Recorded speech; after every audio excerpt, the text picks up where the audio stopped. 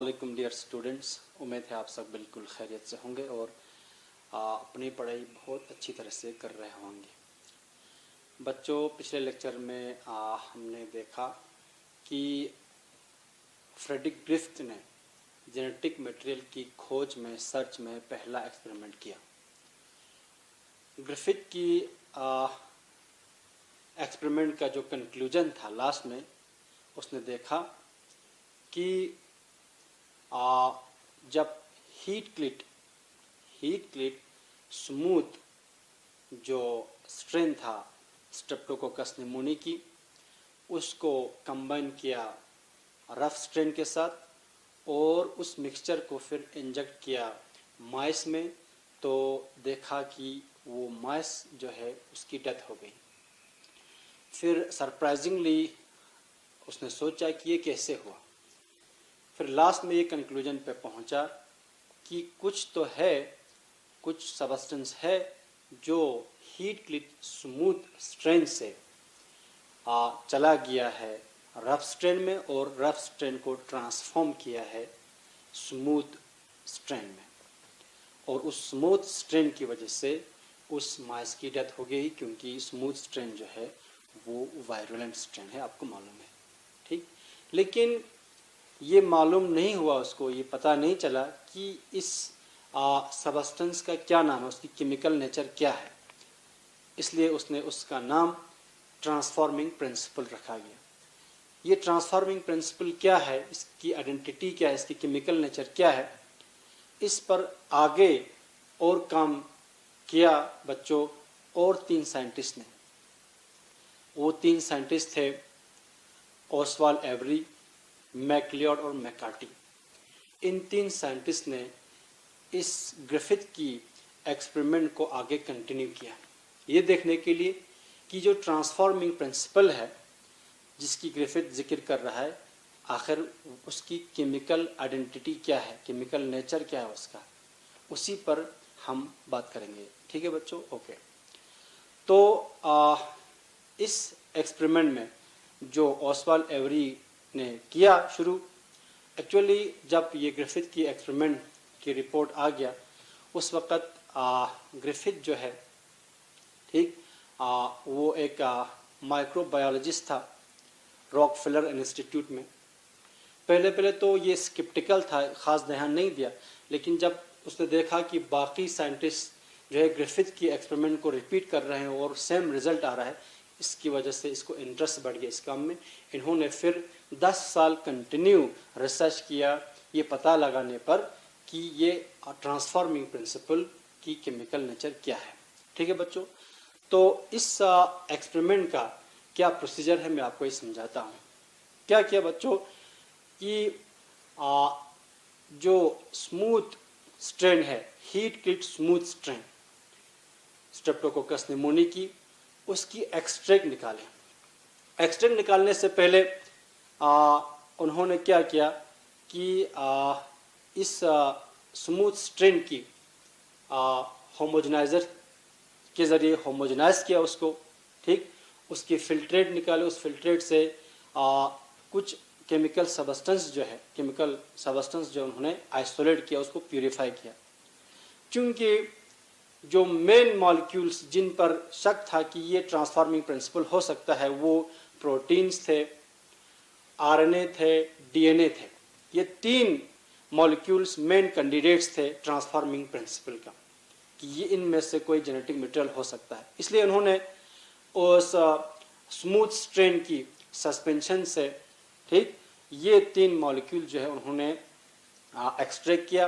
Extract करने के बाद उनको आइसोलेट करके उनको प्यूरिफाई किया। प्यूरिफाई करने के बाद एक एक से उन्होंने ट्राई किया कि इनमें से कौन सा मॉलिक्यूल जो है ये रफ स्ट्रेन को स्मूथ स्ट्रेन में ट्रांसफॉर्म करता है। पहला उन्होंने प्रोटीन के ज़रिए देखा। ठीक, यानी जब उन्होंने रफ स्ट्रेन के साथ ठीक, रफ स्ट्रेन के साथ उन्होंने प्रोटीन डाली ठीक, वी प्रोटीन उस एक्सट्रैक्ट से प्यूरिफाई किया जो स्मूथ स्ट्रेन की होमोजेनाइजेशन से मिला उनको।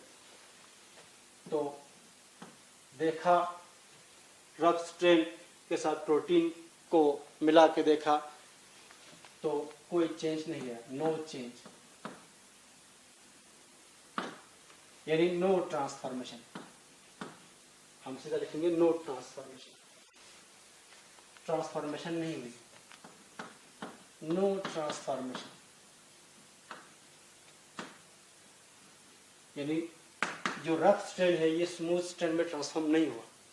इससे पता चला कि प्रोटीन तो ट्रांसफॉर्मिंग प्रिंसिपल नहीं है। फिर वही एक्सपेरिमेंट उन्होंने रफ स्ट्रेन के साथ फिर कंबाइन किया आरएनए को, देखा अगेन नो ट्रांसफॉर्मेशन।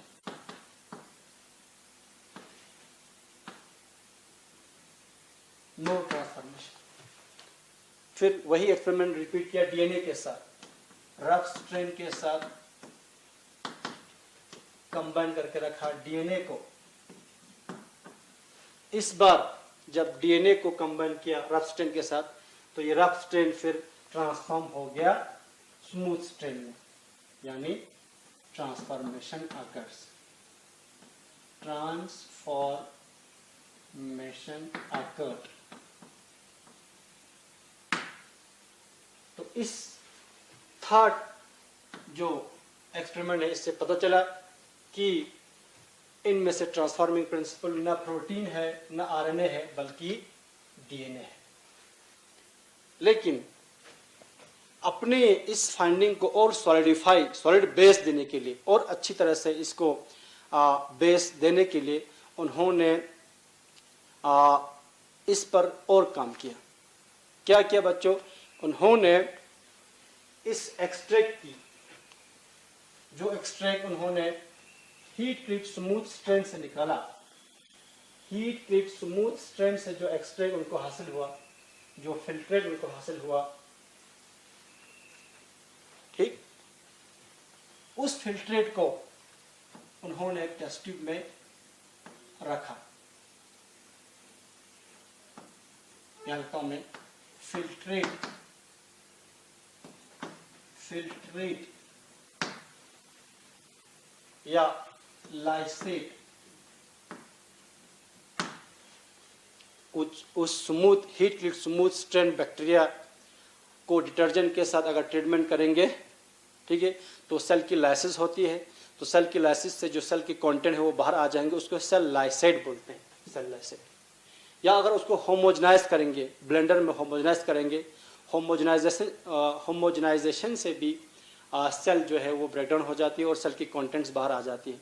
उसको फिर बाद में फिल्टर किया जाता है या सेंट्रीफ्यूज करके उसको अलग किया जाता है, उसको फिल्ट्रेट कहा जाता है बच्चों। तो या फिल्ट्रेट या लाइसेट उन्होंने किसकी, हीट ट्रीट स्मूथ स्ट्रेन की उन्होंने लिया एक टेस्ट ट्यूब में। इस टेस्ट ट्यूब में है मौजूद फिल्ट्रेट या लाइसेट ऑफ हीट ट्रीट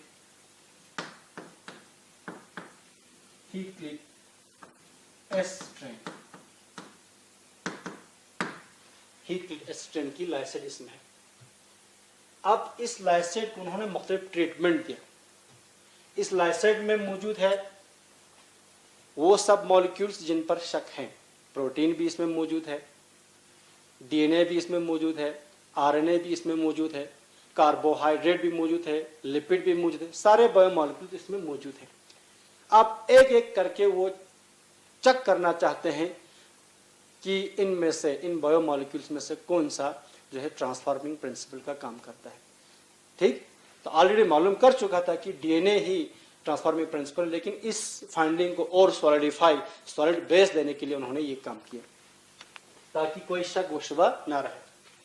तो इस लाइसेट को उन्होंने ट्रीटमेंट दिया बच्चों में, एक एक करके यहाँ लिखता हूँ। ट्रीटमेंट दिया सबसे पहला प्रोटीएस एंजाइम से। प्रोटीएस एंजाइम, प्रोटीएस एंजाइम वो एंजाइम होता है जो प्रोटीन की ब्रेकडाउन करता है। ठीक, तो इस प्रोटीएस की ट्रीटमेंट दिया, इस फिल्ट्रेट में ऐड किया प्रोटीएस एंजाइम। जब प्रोटीज एंजाइम ऐड करेंगे तो इस फिल्ट्रेट में मौजूद जो प्रोटीन है वो सभी डाइजेस्ट हो जाएंगे, सभी डिग्रेड हो जाएंगे, सभी डिस्ट्रॉय हो जाएंगे। बाकी मॉलिक्यूल्स रहेंगे लेकिन प्रोटीन डाइजेस्ट हो जाएगा। फिर इस प्रोटीज की ट्रीटमेंट से जो फिल्टर आ गया उस पर फर्दर उन्होंने ऐड किया बच्चों आर स्ट्रेन, क्योंकि आखिरकार ट्रांसफॉर्मेशन आर स्ट्रेन की होनी है, इसलिए ट्रांसफॉर्मेशन आर स्ट्रेन की होनी तो आर स्ट्रेन के ऐड करना जरूरी है। तो आर स्ट्रेन उन्होंने इसमें ऐड किया। तो ऐड करने के बाद देखा कि इस लाइसेट से जिसमें हमने प्रोटीएस एंजाइम डाला है उस पर आर स्ट्रेन भी डाला हुआ है, ठीक। आर स्ट्रेन की ट्रांसफॉर्मेशन होता है कि नहीं होता है। तो उस लाइसेट को, उस फिल्ट्रेट को उन्होंने कल्चर प्लेट में ग्रो किया। कल्चर प्लेट वो पेट्री डिश टाइप का प्लेट होती है बच्चों, उसमें बैक्टीरिया की ग्रोथ के लिए जो भी रिक्वायरमेंट्स, न्यूट्रिएंट जरूरत पड़ते हैं वो इसमें रखा जाता है। तो इस कल्चर मीडिया उसको कहा जाता है। कल्चर मीडियम में इस बैक्टीरिया को यहाँ ग्रो किया। तो ग्रो करने से उनको क्या पता चला कि इसमें बैक्टीरिया की कॉलोनी बन रहा है, बैक्टीरिया की कॉलोनी बन रहे हैं। दो किस्म की बैक्टीरिया कॉलोनी यहां बन रहा है।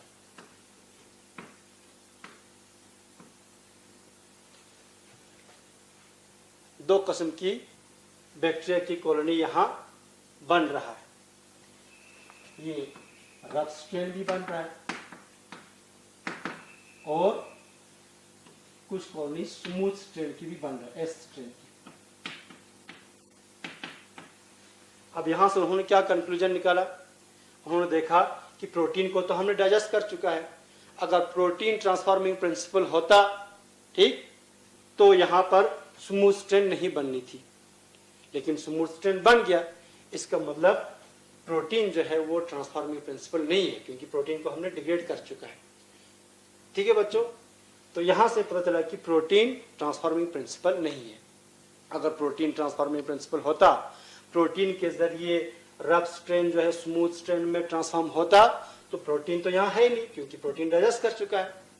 तो प्रोटीन डाइजेस्ट कर चुका है तो प्रोटीन नहीं है, तो अगर नहीं है तो फिर आर स्ट्रेन स्मूथ स्ट्रेन में कन्वर्ट नहीं होना चाहिए, लेकिन हो गया, यहाँ पर ट्रांसफॉर्म हो गया, यहाँ कल्चर प्लेट में मौजूद है। तो यहाँ से एलिमिनेट हो गई प्रोटीन, प्रोटीन की कैंडिडेचर जो है यहाँ पर खत्म हो गई। ठीक है बच्चों, इसी तरह से सिमिलरली इस फिल्ट्रेट के साथ, इस लाइसेट के साथ ट्रीटमेंट किया और एक एंजाइम की, उस एंजाइम का नाम है आरएनएस, आरएनएस राइबोन्यूक्लियस। तो आरएनएस वो एंजाइम होता है बच्चों जो आरएनए को डिस्ट्रॉय करते हैं, आरएनए को डिग्रेड करते हैं, आरएनए को ब्रेक करती है। तो इस बार आरएनएस एंजाइम इस लाइसेट पे ऐड किया। तो इस बार क्या हो गया, प्रोटीन तो आरएनए एलिमेंट हो चुका है, इसमें जो आरएनए मौजूद था वो सब डिग्रेड हो गया, वो सब खत्म हो गया, अब आरएनए नहीं है इसमें। इस ट्रीटमेंट के बाद, आरएनएस के ट्रीटमेंट के बाद इसी में फिर से रफ स्ट्रेन डाला गया, रफ स्ट्रेन ऐड किया, क्योंकि ट्रांसफॉर्मेशन रफ स्ट्रेन की होनी है आखिरकार। तो आगे जाके फिर इस लाइसेट को कल्चर प्लेट में ग्रो किया। तो अगेन यहां पर दो किस्म की कॉलोनीज बन गई बैक्टीरिया की, कुछ रफ स्ट्रेन और कुछ स्मूथ स्ट्रेन। रफ स्ट्रेन तो होगा ही, इसमें कोई शक नहीं है, ठीक, लेकिन यहां स्मूथ स्ट्रेन बन गई, एस स्ट्रेन। तो एस स्ट्रेन का यहां मौजूद होना ये साबित करता है कि आरएनए जो है वो ट्रांसफॉर्मिंग प्रिंसिपल नहीं है। क्यों? क्योंकि आरएनए जो है ऑलरेडी डिग्रेड हो चुका है, आरएनए है ही नहीं। आरएनए की वजह से ये एस स्ट्रेन नहीं बने, कुछ और है जिसकी वजह से ये आर स्ट्रेन ट्रांसफॉर्म होकर एस स्ट्रेन बन गया है। तो यहां से इस स्टेप से आरएनए की कैंडिडेचर भी रद्द हो गई, आरएनए भी मालूम हो गया कि ये भी ट्रांसफॉर्मिंग प्रिंसिपल नहीं है। ठीक है, इस तरह से इसी लाइसेट के साथ उन्होंने बच्चों फिर डीएनएस एंजाइम की ट्रीटमेंट की। डीएनएस एंजाइम वो एंजाइम है जो डीएनए को ब्रेक करता है, डीएनए को डिग्रेड करता है। ठीक, अगेन देखा अगेन इस पर ऐड किया rough strain, R strain add किया। ठीक, आर स्ट्रेन ऐड करने के बाद जो लाइसेट है इसमें फिल्टर्ड है, उसको अगेन कल्चर किया कल्चर प्लेट में, कल्चर प्लेट में। तो इस बार क्या हुआ, इस बार सिर्फ इसमें रफ स्ट्रेन ही नजर आया, only rough strain, only R strain. ठीक, कोई इसमें स्मूथ स्ट्रेन नजर नहीं है, no S strain. S strain क्यों नजर नहीं आया उन्होंने, उनको एस स्ट्रेन इस बार क्यों नजर नहीं आया? जब ऐसा देखा उन्होंने कि हीट क्लिट स्मूथ स्ट्रेन की एक्सट्रैक्ट के साथ डीएनए की ट्रीटमेंट के बाद रफ स्ट्रेन ऐड करने के बाद उस फिल्ट्रेट को या लाइसेट को जब कल्चर प्लेट में ग्रो किया तो वहां पर सिर्फ रफ स्ट्रेन ही नजर आए, कोई भी स्मूथ स्ट्रेन नजर नहीं आया। यहां से उन्होंने ये कंक्लूजन निकाला कि एक्चुअली ये डीएनए था जो ट्रांसफॉर्मिंग प्रिंसिपल था, ये डीएनए था जो ट्रांसफॉर्म कर रहा था रफ स्ट्रेन को स्मूथ स्ट्रेन में। क्यों? क्योंकि इस बार हमने डीएनए को डिस्ट्रॉय किया। जब डीएनए डिस्ट्रॉय किया, डीएनए है ही नहीं, तो रफ स्ट्रेन को स्मूथ स्ट्रेन में कन्वर्ट करने वाला नहीं है, तो रफ स्ट्रेन ही रहे, स्मूथ स्ट्रेन नहीं बने। From this they concluded that the transforming principle was DNA, not protein, not RNA. ये तीन मेन कैंडिडेट्स थे ट्रांसफॉर्मिंग प्रिंसिपल का, और यहां से मैक्लियोड, मैकार्टी और सॉरी मैकार्टी और एवरी, उनकी एक्सपेरिमेंट से ये बिल्कुल साबित हुआ कि जो ट्रांसफॉर्मिंग प्रिंसिपल जिनकी ग्रिफिथ बात कर रहा था, और वो अब निकल के आया डीएनए। ठीक है बच्चों, समझ गया? तो इस तरह से मैं एक बार फिर से दोहराता हूँ कि क्या किया ओसवाल्ड, एवरी, मैक्लियोड और मैकार्टी ने। तो उन्होंने हीट क्लिट स्मूथ स्ट्रेन की, ठीक, एक्सट्रैक्ट निकाले, उसमें से ये बायोमोलिक्यूल्स जिन पर शक था कि ये हो सकता है ट्रांसफॉर्मिंग प्रिंसिपल, जैसे प्रोटीन, आरएनए, डीएनए, ये सब आइसोलेट किया, उनको प्यूरिफाई किया। प्यूरिफाई करके एक एक से चेक किया कि कौन सा इनमें से ट्रांसफॉर्म करता है रफ स्ट्रेन को स्मूथ स्ट्रेन में। तो वहां से उनको ये नतीजा निकल के आया कि डीएनए वो मॉलिक्यूल है जो रफ को स्मूथ स्ट्रेन में ट्रांसफॉर्म करता है। लेकिन अपनी फाइंडिंग्स को और तकवीत देने के लिए और सॉलिडिफाई करने के लिए और उसको सॉलिड बेस देने के लिए उन्होंने कोई शक शुबा एलिमिनेट करने के लिए उन्होंने एक और एक्सपेरिमेंट किया। क्या किया कि स्मूथ स्ट्रेन जो हीट क्लिट एक्सट्रैक्ट था, उनको ट्रीटमेंट किया अलग अलग एंजाइम से, पहले प्रोटीएज से, फिर आरएनए से, फिर डीएनए से। ठीक है, तो इन एंजाइम्स की ट्रीटमेंट के बाद उनमें रफ स्ट्रेन ऐड किया गया, देखा कि कौन सा जो इसमें से रफ स्ट्रेन को स्मूथ स्ट्रेन में कन्वर्ट करता है। तो जब प्रोटीएज की ट्रीटमेंट किया तो रफ स्ट्रेन स्मूथ स्ट्रेन में कन्वर्ट हो गया, तो वहां से पता चला कि प्रोटीन एटलीस्ट ट्रांसफॉर्मिंग प्रिंसिपल नहीं है। फिर उसको आरएनए से ट्रीटमेंट किया, फिर भी यहाँ पर स्मूथ स्ट्रेन नजर आया, तो यहाँ से पता चला कि आरएनए जो है वो ट्रांसफॉर्मिंग प्रिंसिपल नहीं है। लास्ट में डीएनए एंजाइम जब ऐड किया जो डीएनए को डिग्रेड करता है, इस बार जो है रफ स्ट्रेन स्मूथ स्ट्रेन में ट्रांसफॉर्म नहीं हुआ, कल्चर प्लेट में कोई आपको स्मूथ स्ट्रेन की कॉलोनी नजर नहीं आई। तो यहाँ से बिल्कुल पता चला कि जो ट्रांसफॉर्मिंग प्रिंसिपल था वो डीएनए था। ठीक है बच्चों, अगर आप खुद समझ सकते हो, इन कल्चर प्लेट्स में जो लाइसेट जो कल्चर प्लेट में ग्रो किया गया, इन्हीं लाइसेट को अगर माइस में इंजेक्ट करता, कौन सा लाइसेट? वो लाइसेट जिसको प्रोटीएज ट्रीटमेंट के बाद, रफ स्ट्रेन डालने के बाद, ठीक, उसको अगर माइस में इंजेक्ट करता तो वो माइस क्या होती? तो क्योंकि स्मूथ स्ट्रेन है तो माइस मर जाती। पहले स्टेप में माइस मर जाती, दूसरे स्टेप में भी माइस मर जाती। लेकिन जब डीएनए की ट्रीटमेंट किया उस वक्त जो लाइसेट मिला उससे माइस नहीं मरता, क्योंकि इसमें स्मूथ स्ट्रेन नहीं है। ठीक है बच्चों, तो इस तरह से ये पता चला कि एवरी मैकलियोड और मैकार्टी के एक्सपेरिमेंट से कि जो ट्रांसफॉर्मिंग प्रिंसिपल जिसकी ग्रिफिथ बात कर रहा था वो डीएनए है। लेकिन साइंटिफिक कम्युनिटी में फिर भी ये शक जताया जा रहा था कि नहीं, कुछ लोग बोल रहे थे अब भी कि नहीं, डीएनए नहीं है, अब भी प्रोटीन ही जो ट्रांसफॉर्मिंग प्रिंसिपल हो सकता है। ठीक, तो इस फाइंडिंग को जो एवरी ने किया, जिसमें पता चला कि डीएनए ही ट्रांसफॉर्मिंग प्रिंसिपल है, इसको और सही तरीके से कंफर्म करने के लिए और एक्सपेरिमेंट किया जाता है बच्चों। ठीक, वो हम इंशाल्लाह नेक्स्ट लेक्चर में डिस्कस करेंगे। ये जो ओसवाल्ड एवरी, यहाँ मैंने इनका नाम नहीं लिखा, ओसवाल्ड एवरी, मैकलियोड, मैकार्टी, ये 3 साइंटिस्ट 10 साल उन्होंने कंटिन्यूस रिसर्च किए और फाइनल इनका रिपोर्ट आया था बच्चों 1944 में। 1944 में, तो 1944 में ये रिपोर्ट आया कि ट्रांसफॉर्मिंग प्रिंसिपल जो है वो डीएनए है। ठीक है बच्चों, तो इंशाल्लाह तीसरा एक्सपेरिमेंट हम नेक्स्ट लेक्चर में डिस्कस करेंगे। Thank you very much.